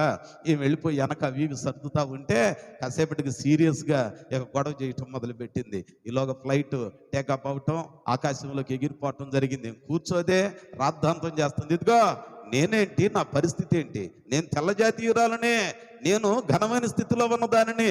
ఆఫ్టర్ ఆల్ ఈ నల్ల జాతి వాడి పక్కన నేను కూర్చోటమా? పొరపాటున కూడా నేను కూర్చోనంటే కూర్చోను అని అంటుందంట.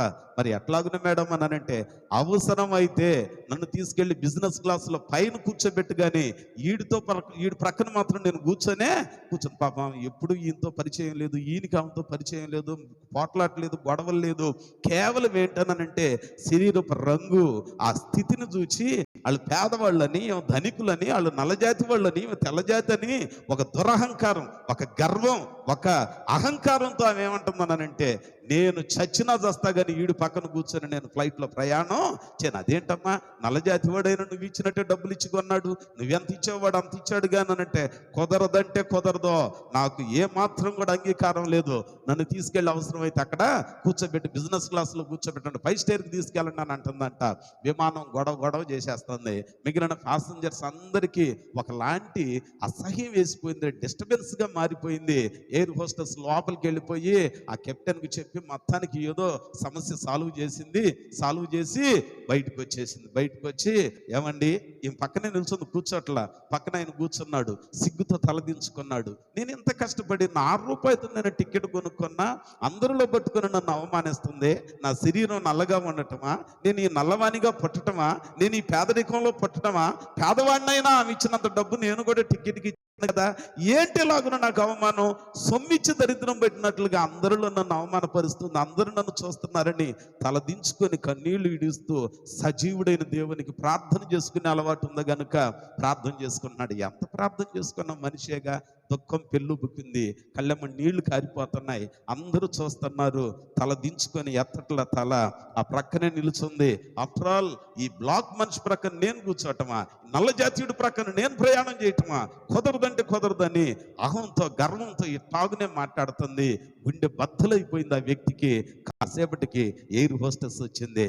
వచ్చి, ఏమండి మిమ్మల్ని బిజినెస్ క్లాస్కి బొమ్మంటున్నారు అనగానే ఏం ఆనందంగానంట చక్కగా నిలుచున్నామే ప్రయాణమై వెళ్ళటానికి. పైకి వెళ్ళి ఆ బిజినెస్ క్లాసులో హై రేంజ్లో ఉన్న అక్కడ కూర్చోటానికి సిద్ధమవుతుంటే, సారీ మేడం మిమ్మల్ని కాదు, కెప్టెన్ గారు చెప్పింది ఎవరని అంటే ఈ నల్ల జాతీయుడిని వెళ్ళి బిజినెస్ క్లాస్లో కూర్చోగట్టమన్నారన్నారట. దేవునికి స్తోత్రం చెప్పండి. ఇంకోసారి చెప్పండి. కొన్నిసార్లు మన జీవితాలలో అవమానాలు కలుగుతాయి, నిందలు కలుగుతాయి, నిట్టూర్పులు కలుగుతాయి. ఆ టైంలో ఒక్కసారి ఒంటరిగా సజీవుడైన దేవునికి ప్రార్థన చేస్తే మన స్థితిని, దీనులను ఆయన ఏం చేస్తాడంటండి, పెంట కుప్పల మీద నుంచి పైకి లేవనెత్తుతాడు. ఆ ఫ్లైట్లో ఆ తక్కువ రేంజ్లో కూర్చున్న వాళ్ళందరూ ఒక్కసారి చప్పట్లు కొడుతూ విమానం మారుమోగిపోయిందంట. కారణం ఏంటో తెలుసా? ఈ అమ్మాయికి డబ్బు ఉందని తెల్ల తీరాలని అహంతో తోటి మనిషి కదా అనుకోకుండా, అతడు ఒక మగ మనిషి కూడా అనుకోకుండా ఎంత గర్వంతో ప్రగల్భాలు పలికింది. మొత్తానికి దేవుడు గొప్పవాడు. ఈ అమ్మాయి గర్వాన్ని నడిచాడు, ఎక్కడే కూర్చుండబెట్టాడు. అతడు తల దించుకొని కన్నీటిని దిగమింగుకున్నాడు. తీరా తీసుకెళ్లి ఉన్నతమైన క్లాసులో కూర్చుండబెట్టాడు. దేవునికి స్తోత్రం. కొన్నిసార్లు మంచి జీవితంలో మన బ్రతుకులో ఇలాంటి అనుభవాలు వస్తూ ఉంటాయి. ఆ టైంలో మనం చేయాల్సిందేంటో తెలుసా?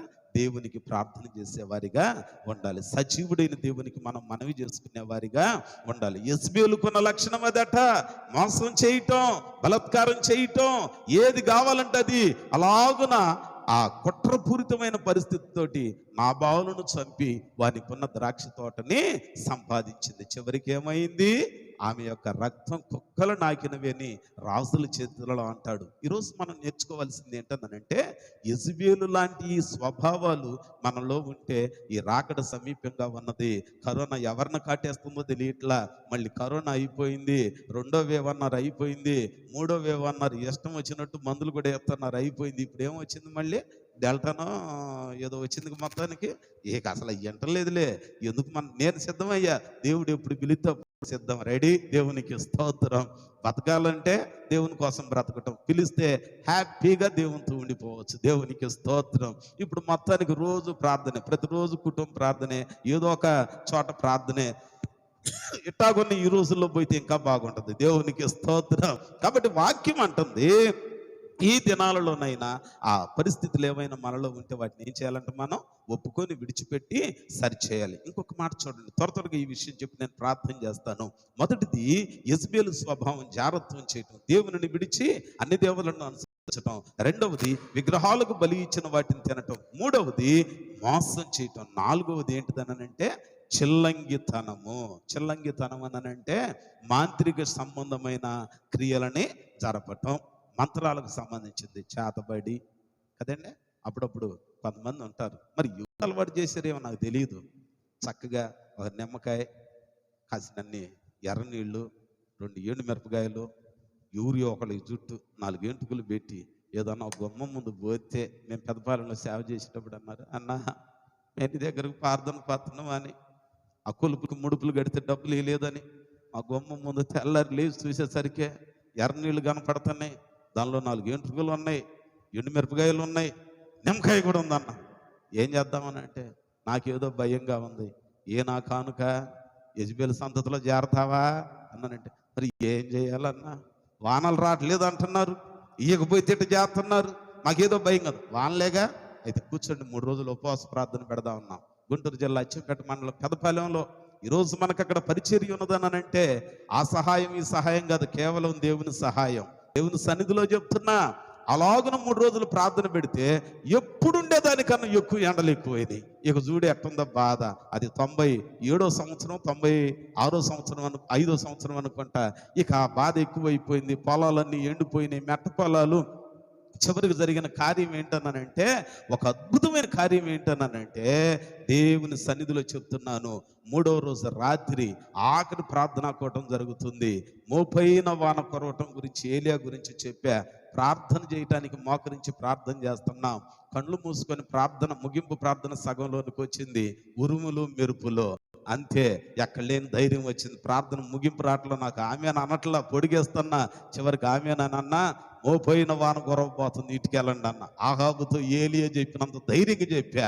ఆయనేమో ఏమి లేనప్పుడు చెప్పాడు, నేను ఉరువులు మెరుపులు వచ్చి నాకు చెప్పా. ఏమంటే ఏమి లేనప్పుడు ఆయన చెప్పి, అరే అయ్యా చూడరా అని అంటున్నాడు ప్రార్థన చేసి. పనోడికి చెబితే 7 సార్లు పోతే అరిచేయి ఎంత వచ్చింది మేఘం. నాకు ఉరువులు మెరుపులు ఊరంతా గమ్మి నాకు ధైర్యం వచ్చింది. ధైర్యం వచ్చి అన్నా మోపోయిన వాన గొరవపోతుంది, ఇంటికి వెళ్ళిపోండి అన్న. ఇక బట్టిన ముసురికి కృష్ణానది బొంగి అచ్చంపేట గురుకుల పాఠశాలకు వచ్చి పెద్దపాలెం పక్కనే ఆ ఊరు మెట్టపాలెం వాగులోకి వచ్చేసి ఊరు మునిగిపోయేటట్టు వచ్చింది. అయ్యా మునిగిపోతుంది అయ్యా, కొలుపులు గిలుపులు ఆపేయండి, ఏసే దేవుడు, దేవునికి స్తోత్రం చెప్పండి. ఈ రోజుకి ఆ ఊరిలో ఉన్న అన్ని కులాలకు సంబంధించిన వాళ్ళు, యేసు ప్రభువుని ప్రార్థన చేయని వాళ్ళు కూడా బండి మీద విత్తనాలు వేసుకొని వెళతా ఆ చర్చ్ ముందు ఆపి ప్రార్థన చేయించుకొని వెళ్తారు. కారణం ఏంటో తెలుసా? వాళ్ళకి అదొక నమ్మకం. దేవునికి స్తోత్రం చెప్పండి. దేవుని వాక్యం అంటుంది, ఇలాంటి దేవుడు మనకుండగా మనం మాంత్రికమైన వాటికి ప్రాధాన్యతని ఇవ్వకూడదు. ఈ మాట జాగ్రత్తగా వినండి. ఎక్కడుంది ఇది అని అంటే ఇదిగో ఎక్కడే ఉంది. అది ఉంటే ఏమైంది అని అంటే ఇక్కడ మనం ప్రార్థన చేపిస్తాం. అప్పుడప్పుడు అంటారు ప్రార్థన చేస్తే, నేను చెప్పను, పేరు చెప్పను, మనోళ్ళు కాదు బయట వాళ్ళు, అయ్యా దయ్యం పోయిందంటవా? పోయిందంటవి ఏంటి? కళ్ళతో చూసావుగా. అరే నా చెయ్యి పుట్టుకొని నలిపేసిందే, సొక్కకుండి ఇట్లా రాలిపోయిందే. అరే మిమ్మల్ని కూడా అల్లలాడి చటూపి ఇటూపి కింద పడిపోయి పోయింది కదా, ఇంక పోయిందా ఏంటి? పోయిందిలేయ్యా, మళ్ళీ ఏమన్నా వచ్చిందంటవా? ఏ రావాలని నీకేమన్నా ఉందా? వెళ్ళిపోద్ది అక్కడ దాకా. మళ్ళీ వచ్చి ఎందుకైనా మంచిది కానీ సీసాలో పెట్టినయ్యా. ఎక్కడ పెట్టిందంటేమో సీసాలో కాదు, దీంట్లో బీరువాల్లో పెట్టి పట్టు చీరల దగ్గర, దరిద్రం పోద్ది. పోయింది అని పిలుస్తారు ఏంటండి, నాకు అర్థం కాదు. పాట పాడమని మైకెత్తే అసలు నాకు రావుగా పాటలు, నాకు వచ్చి మీ సంగతి అంత సంగతి చూసేవాడిని. ఏమని పడతారు? అన్ని నామముల కన్నా పైనామం ఏడు, వీడు ఎక్కడికి వెళ్ళాడు, వీడు కింద నామం వీడు. అన్ని నామముల కన్నా పైనామము యేసుని నామము, ఎన్ని తరములకైనా ఘనపరచదగినది క్రీస్తు నామము. యేసు నామము జయం జయము, సాతాను శక్తులు లయం లయము. యేసు నామము జయం జయము, సాతాను శక్తులు లయం లయము. హల్లెలూయా హోసన్నా, హల్లెలూయా హల్లెలూయా ఆమేన్. హల్లెలూయా హోసన్నా, హల్లెలూయా హల్లెలూయా ఆమేన్. అన్ని నామముల కన్నా యేసుని నామము. హల్లెలూయా. ఏం పాడుతున్నావు? అన్ని నామముల కన్నా. మళ్ళీ నువ్వు ఏం చేస్తున్నావు? సీసాలో పెట్టిస్తున్నా అంటే ఎవరి నామం గొప్ప ఇక్కడ? సీసానామం గొప్ప. 3 కులాల దారం వేయించిన యేసునామం కన్నా నీకు ఎవరు గొప్ప? ఇప్పుడు ఆ దారం గొప్ప. కాబట్టి నేను చెప్పేది, దేవుని పిల్లలైన మనం అంట వాటిని ఆశ్రయించకూడదు. అయ్యా మరి ఎట్టాగయ్యా, అది వదలకపోతే ఎట్టయ్యా, బాధ పెడుతుందయ్యా. బాప్తిస్మం పొందావుగా, పోతే పాని, పోతే ఎక్కడికి వెళ్తావు? దేవుని రాజ్యం. మరి నీకు మైకెత్తి పాడుతున్నావుగా, చావైన బ్రతుకైనా నీ కొరకే దేవా. మాటలకే 2 రోజులు పస్తులు, అనవసరం ఈయన చేసుకున్న జీవితం అంతా పస్తులే. రోజుకు 4 కూరలు తిన్నప్పుడు చెల్లె అప్పుడు బాగానే ఉన్నట్టు, ఒక పూట లేకపోయేసరికి ఏమండి ధైర్యంగా ఉండండి. ఎలా ఈసన్న ప్రార్థన చేస్తా పెళ్లి చేసేటప్పుడు చెప్పాడు, కలిమి ఎందును లేమి ఎందును ఆయన చెప్పించాడులే. నేను చూసి చెప్పానేంటి, నా బతికెట్ట అయిద్దని. మా అమ్మ చెబితే నాకు ఇష్టం లేకపోతే చేసుకున్నా, నా బతికెట్ట అయిద్దనే. అందుకే నేను చూడకుండా నేను చెప్పినోడు ఏమైపోతాడో అయ్యాలైజపాదిని అనుకున్నాను కదండి అని ఏమంటాం అప్పుడు? చావైనా బ్రతుకైనా నీ కొరకే దేవా, చావైనా బ్రతుకైనా నీ కొరకే దేవా, నీ సాక్షిగానే జీవింతునయ్యా, నీ సాక్షిగానే జీవింతునయ్యా. ప్రభువా కాచితివి ఎంతకాలం, కాచితివి ఎంతకాలం కాచినోడు ఇక మీదట గాయడా? ఒకవేళ పిలిచాడు అనుకోండి వెళ్దాం, ఒకవేళ ఉన్నాం అనుకోండి కాచిన దేవుని గురించి చెప్తాం. అయితే దేవుని వాక్యం అంటుంది యెజబెలుకున్న లక్షణాలలో ఇంకొక లక్షణం, నాలుగవది ఏంటనంటే మాంత్రిక శక్తులని ప్రయోగం చేయటం, మాంత్రిక శక్తులకి ప్రాధాన్యతనివ్వటం.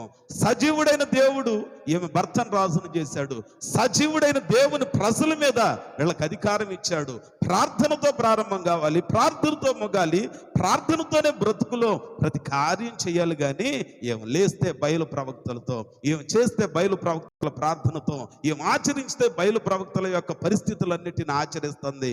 దేవుడు చూచాడు, అందుకనే యెజబెలుకి ఘోరమైన శిక్షనే పంపించాడు. ఈరోజు తుయతైరా సంఘంలో ఉన్న లక్షణాలు, యెజబెలుకున్న గుణాలు ఈరోజు మన సంఘంలో మనకి, నీకు, నాకు ఉండకుండా చూసుకుంటామనే గాని వేరే రీతిగా వీటిని చెప్పట్లా. చిల్లంగితనం అనగా మంత్ర సంబంధమైన కార్యమాలకి వాళ్ళు ప్రాధాన్యతనిచ్చారు. ఐదవది చూస్తే ముఖమునకు రంగు పూయటం అంట. ఏంటంటది? ముఖమునకు రంగు పూయటం. ఈ మాట చదివితే 2వ రాజుల గ్రంథంలో ఒక మాట గుర్తొచ్చింది. 2వ రాజుల గ్రంథం 9వ అధ్యాయంలో ఒక మాట గుర్తుకొచ్చింది. 2వ రాజుల గ్రంథం 9వ అధ్యాయము 22వ వచనం అనుకుంటా. ఒక మాట చదువుతారా? 9వ అధ్యాయము 22వ వచనం చూద్దామండి. 9వ అధ్యాయము.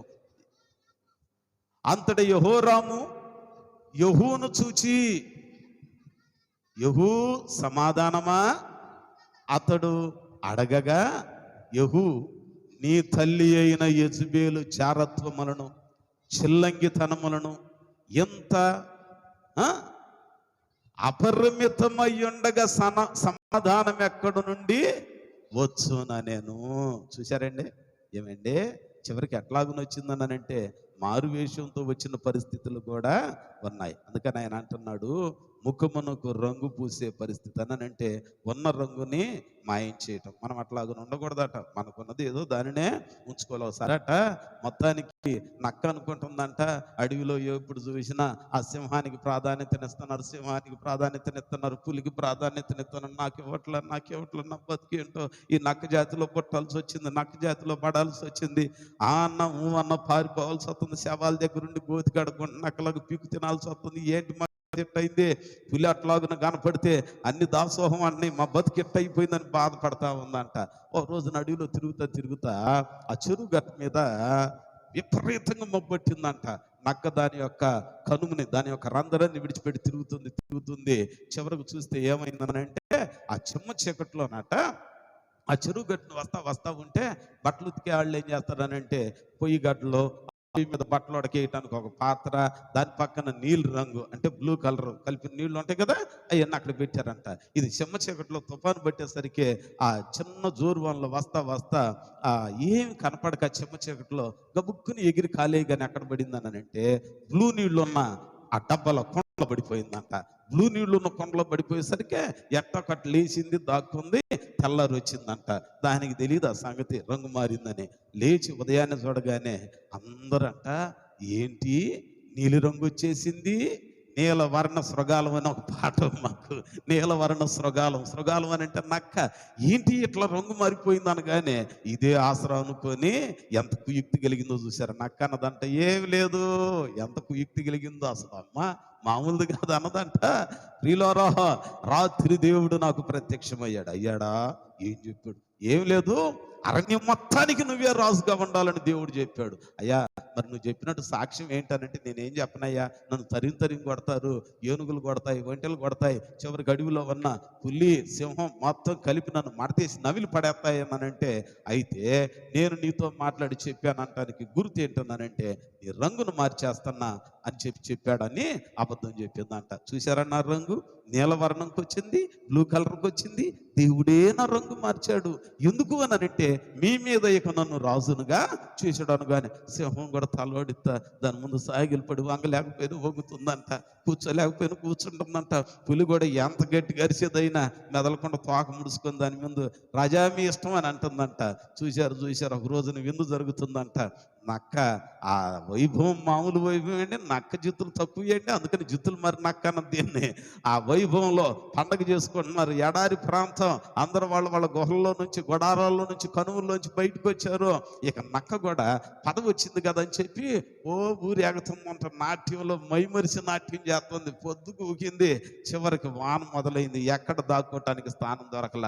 ఆ వానలో ఆదమరిసి వీరనాట్యం చేస్తుందంట నక్క. ఆహా, ఏమి నా భాగ్యం, ఏమి నా సంతోషం. మొత్తానికి ఇంతకాలానికి సింహాన్ని వాళ్ళని ఏలే భాగ్యం వచ్చిందని వీర తొక్కుడు తొక్కుతుందంట. కథం తొక్కి నాట్యం ఆడుతుందంట. ఈ నాట్యం ఆడటం మూసిన కన్ను తెరవల జడివాన. వానలో మొత్తం రంగంతా కళ్ళు తెరవట్లా. రాజుగారు ఈర తొక్కుడు తొక్కుతున్నాడు నాట్యం. మిగిలిన అన్ని ఎవరు పోయి చూసింది, ముందు చూసింది మీలాంటి తెలియగలిగిన పేసదాన్ని ఏంటి అల్లులు స్తోత్రం కొద్దిగా ఆగు, అసలు చూడు ఇక్కడ కథ చూడు అని అన్నదంట. పోయి వదిన ఏంటి ఎట్లా ఉందని వెంటనే అక్కకు చెప్పిందంట. అత్త చూడు, అక్క వదిన అన్న అందరూ చూసి రౌండ్ అప్ చేశారు. కాసేపటికి ఏంటి శబ్దాలు వినపట్ల, కేరింతలు వినపట్లేదని ఆ వానలో కళ్ళు తెరిచి చూసిందంట నక్క. చూసేసరికి ఏంటి మీరు నాట్యం ఆడరా, ఏంటి మీ కథ? నాట్యం ఆడాలే? ఎవరు చెప్పారు నేను రాజుని? దేవుడు చెప్పాడు. అప్పుడు గుర్తొచ్చిందట, అమ్మా తడిసిపోయానే, నా రంగు మొత్తం కారిపోయిందని. అప్పుడు మెల్లిగా దండాలు దశకాలు పెడితే ఊరుకుంటుందే, వేర కొట్టుడు కొట్టి వదిలిపెట్టారంట. దేవునికి స్తోత్రం. రంగు మార్చకూడదు. దేవునికి స్తోత్రం చెప్పండి. ఆ యెజెబెలుకున్న లక్షణం ముఖం రంగు పోయటం. తర్వాత రాసుల మొదటి గ్రంథం 21లో అబద్ధ సాక్ష్యం పలకటం. చివరి మాట ఏంటనంటే దేవుని ప్రవక్తలని చంపటం అంట. ఏంటంటది? దేవుని ప్రవక్తలని చంపటం. ఏమంటుందో తెలుసా? రేపు ఈ సమయానికల్లా తిష్బీయుడైన ఏలియా ప్రాణం బయలు ప్రవక్తలలో ఒకని వంటిది కాకపోయేది నా పేరు యెజెబెలు కాదన్నదంట. చూసారా? ఎవరి మీద సవాలు? ఎవరి మీద అండి? దేవుని సేవకులనే చంపేది, దేవుని సేవకులనే బాధ పెట్టేది, దేవుని సేవకుల మీద కత్తి దూసేది, దేవుని సేవకులనే చులకనగా మాట్లాడేది.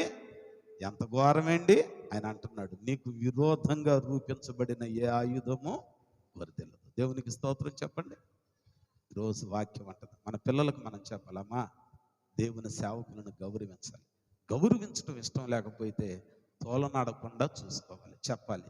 నా పిల్లలకు నేను చెప్తా, సేవకుడు కాళ్ళకు చెప్పులు లేనుడైన ఇస్ వాల్యుబుల్ పర్సన్, చాలా విలువైనడు. చులకనగా మాట్లాడకూడదు. కొంతమంది వాడ ముందేమన్నారు, అమ్మో దేవుడయ్యా, తర్వాత ఈడ దయ్యాలకు అధిపతి, జాగ్రత్త తల్లి. మన పిల్లల్ని మనల్ని మనం కాపాడుకోవలసింది ఎక్కడనంటే ఇక్కడే. దేవుని ప్రవక్తలను చంపటానికి పనిపెట్టుకున్నది చివరికి ఏమైందనంటే చేజేతుల ప్రాణాన్ని ఘోరంగా పోగొట్టుకుంది. కాబట్టి ఈరోజు తుయతైర సంఘంలో ఉన్న ఈ లోపాలు మనలో లేకుండా చూసుకోవాలి. మొదటిది ఏంటిదంట? ఆ యెజెబెలును నీలో ఉండనిచ్చితివి. యెజెబెలు అనగా దేవుని విడిచి విగ్రహాలను ఆశ్రయించడం. రెండవది విగ్రహాలకు బలి ఇచ్చిన వాటి తినటం, పరిశుద్ధత లేదు. మూడవది మోసం చేయటం, గర్వం అన్నమాట. నాలుగవది మంత్రశక్తులను ఆశ్రయించటం, యెహోవానే మనము ఆశ్రయించాలి. రంగులు మార్చటం. ఆరవది అబద్ధ సాక్ష్యం. ఏడవది దేవుని సేవకులని హింసించటం. మనందరికీ తెలుసు, ఒరిస్సా ప్రాంతంలో స్టీవ్స్ గ్రామ్స్ అనే మిషనరీని తన పిల్లలతో కలిపి ఆ స్వార్థ సేవ కోసం ఉన్న ఆ చీపులో పెట్టి నిప్పంటించారు. అయిపోయాళ్లే అనుకున్నారు. తీరా చూస్తే ఆ సంవత్సరం ఒరిస్సాకు వచ్చిన తుఫాను నష్టం అంతా ఇంత కాదు. దేవుని సేవకుడు నీ దృష్టిలో సరైన బట్టలు లేనోడు కావచ్చు, అందచందాలు లేనోడు కావచ్చు, కాళ్ళకు చెప్పులు లేనోడు కావచ్చు, నీకు గిడితే వందనాలు చెప్పు, గిట్టకపోతే ఆయనకి ఎదురుపడిన ప్రక్కకి వెళ్ళిపో. వేరే రీతిగా మాట్లాడితే శాపం మనం మూట కట్టుకోవలసి వచ్చింది. యెజెబెలు స్వభావం అది మనలో ఉండకుండా దేవుడు మనల్ని భద్రపరచును గాక. చివరిలో గద్దింపు ఏంటనంటే, మారు మనసు పొందటానికి నేను నీకు సమయాన్ని ఇస్తున్నా. 2వ అధ్యాయంలో 21 వచనం నుంచి 23 వరకు చెప్తాడు. మారు మనసు పొందటానికి సమయం ఇచ్చాడు. మారు మనసు పొందుదాం. పొందకపోతే ఏమైద్ది? శ్రమలకు అప్పగిస్తా. పొందకపోతే ఏమైద్ది? నీ పిల్లల యొక్క పరిస్థితి దారుణంగా ఉంటది. పొందకపోతే మారు మనసు ఏం చేస్తావు అన్నాడంటే 2వ అధ్యాయం 22వ వచనంలో అంటాడు. ఇక నేను చెప్పకూడదేమో, అది మీరు చదువుకుంటే బాగుంటుంది. ఏం పట్టిస్తాడంట ఆయన? ఏం పట్టిస్తాడా? చెప్పరేంటంటే అసలు మాట చెప్పట్లా. నువ్వు చెప్తలే సుఖ, నేను చెప్పే. ఏమంటున్నాడు? మంచం మంచం అణకువగా ఉన్నవాళ్ళు పట్టిన మంచం మీద నుంచి లేస్తున్నారు. అహంతో ఉన్నవాళ్ళు లేచిన స్థితి నుంచి అమాంతంగా ఎక్కడికి వెళ్ళిపోతున్నారు? రాజుల గ్రంథంలో, ఆ 2వ గ్రంథంలో ఆరంభంలో ఒక ఆయన కిటికీలో నుంచి పడ్డాడంట. మంచం మీదకి ఎక్కాడు. ఎక్కిన తర్వాత దేవుణ్ణి అడిగితే నన్ను బ్రతికిస్తాడా, లేపుతాడా, లేపడా, లేపి రాజ్యం వేలిస్తాడా, లేదా అడిగి రండి అని పంపిస్తే బాగుండేది. వీడు ఎక్కడికి పంపిస్తున్నాడు అంటే ఆ బెయల్జెబూబు దగ్గరికి పంపిస్తున్నాడు. అంటే ఈగలకు దేవుడు, ఈడేమో మనిషి, ఏగ కాదు. ఈ మనుషులకు దేవుడి దగ్గరికి పంపించాలి కాబట్టి ఈగలకు దేవుడి దగ్గరికి పంపిస్తున్నాడు. అంటే విచారణ చేయమని ఈలోగా రానే వచ్చారు. ఎవరైనా గొంగళ్ళు కప్పుకొని పెళ్ళుందికి పోతాడు. ఆయన పేరు అంటేనే అగ్ని అనమాట. ఎవరైనా ఎలైసా, ఏలియా కనిపించాడు. కనిపించి అంటున్నాడంట, బాయ్ మీరు వెళ్తున్నారు ఒక పనికి, సరే మీ పని సంగతి దేవుడు ఎరుగ్గానని దేవుడిని ఒక మాట చెప్పమన్నాడు. మీరు వెళ్ళి ఆ మాట రాజుకు చెప్పండి అన్నాడు. ఏంటయ్యా అన్నాడు. ఏం లేదు, మీ రాజు ఎక్కిన మంచం దిక్కుండా పైకి వెళ్ళిపోతున్నాడు అని చెప్పు అన్నాడంట. మాటను కానీ వీళ్ళ గుండెలు జారిపోయింది. నువ్వు ఎవరు భయ్యా, నీ ఊరేంటి, నీ పేరేంటి ఏం అడగల. వెళ్ళిపోయి, రాజా మేము వెళ్తున్నామయ్యా, నువ్వు చెప్పిన దగ్గరికి అడిగి వద్దామని. ఈలోగా దారిలో ఎవరు ఒక ఆయన కనపడ్డాడయ్యా, మెరుపు తీగలాగా ఈ మాట చెప్పాడు, వెళ్ళిపోయాడయ్యా. ఆయన పేరేంటి అడిగారా? మహమ్మద్ మరుపు మండ, భయం వేసింది, అడగలేదయ్యా. మరి ఎట్టాకున్నాడు తెలుసు? గొంగలు కప్పుకున్నాడయ్యా, గడ్డం ఉందయ్యా, గొంగలు కప్పుకొని. అయ్య బాబోయ్, మీరు ఎవడికి కనపడకూడదు, ఆ తీసిపీడైన ఏలియాకే కనపడ్డారే, దేవునికి స్తోత్రం. ఎవరికి కనపడకూడదు వాడికే కనపడ్డారే, ఇంకేముంది, అయిపోయింది నా జీవితం అన్నాడంట. ఇంకొక ఆయన మంచం పెట్టాడు. ఎవరైనా? యెషయా గ్రంథం 38వ అధ్యాయంలో హిజ్కియా మంచం పెట్టాడు. లేస్తానా లేవనా అని ఇక్కడికి వెళ్ళలేదంట. కన్నీళ్లు విడిచి ప్రార్థన దేవుడు అన్నాడు. హిజ్కియా నీవు కన్నీళ్లు విడుచుట నేను దెబ్బకు మంచం పెట్టిన ఎన్ని సంవత్సరాలు రాజుగా ఉంచాడు? 15 ఏళ్ళు. మన దగ్గర కూడా మంచం పెట్టిన వాళ్ళు అయిపోయింది వీళ్ళ జీవితం అనుకున్నారు. ఈరోజు సంవత్సరం వచ్చి కూర్చుంది, ఆనందం వేస్తుంది. స్తోత్రం చెప్పండి. అయిపోయిందని అనుకుంటారు, కానీ దేవుని సన్నిధిలో దేవుని ఆశ్రయించితే పట్టిన మంచం మీద నుంచి పైకి లేపుతాడు. స్తోత్రం చెప్పండి.